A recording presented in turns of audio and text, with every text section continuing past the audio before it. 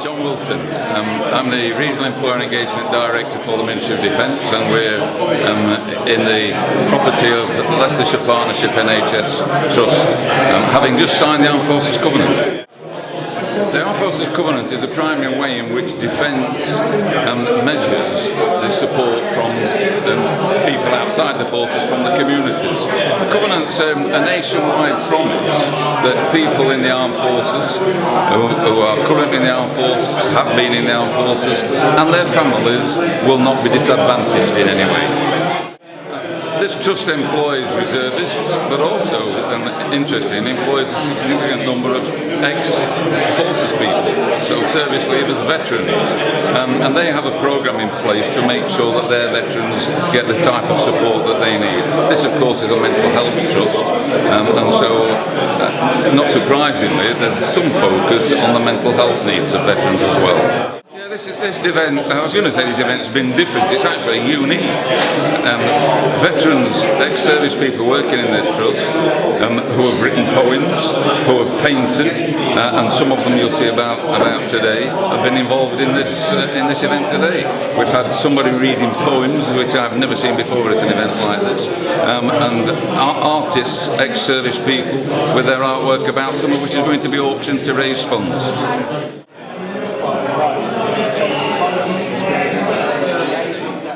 It's been great to sign the Armed Forces Covenant today. It really publicly signals our commitment to working with the Armed Forces. There are three key components from my perspective. One is about great services to people who have served or are serving in the Armed Forces. Secondly, it's about our commitment to employ veterans and want to get more veterans into our service because they're great employees. And thirdly, it's about ensuring that we support reservists because they're a fundamental part of the Armed Forces going forward. If we can, by signing the Covenant today, if that can be our signal going forward that we want to do that, then that's great. I think the importance of the signing is it's a commitment to actually move the work on.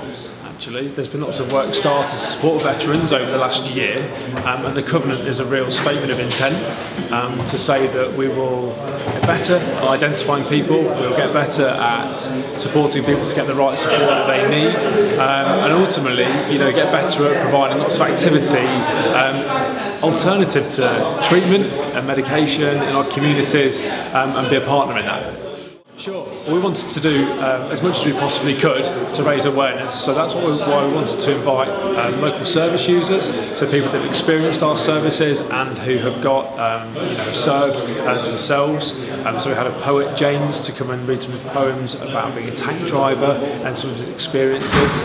We've got staff who have spoken because actually within our workforce we've got staff that we know, our ex-service personnel, but there's also staff that we actually aren't aware of. And so we want to start raising the profile to build a network so that we can start connecting people to the Covenant and to move forwards. And we also invited organisations here, local organisations, because through a partnership approach actually, and want to make sure that the right support's given at the right time, and that we can make sure that we're connecting people with the outside world and not just help.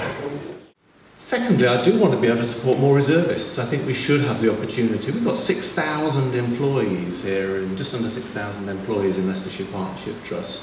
And we need to get more of them working as reservists, because that brings benefits to both them, it brings benefits to the country, but it brings benefits to the Trust as well, because I think there's a shared set of values that this is underpinned by.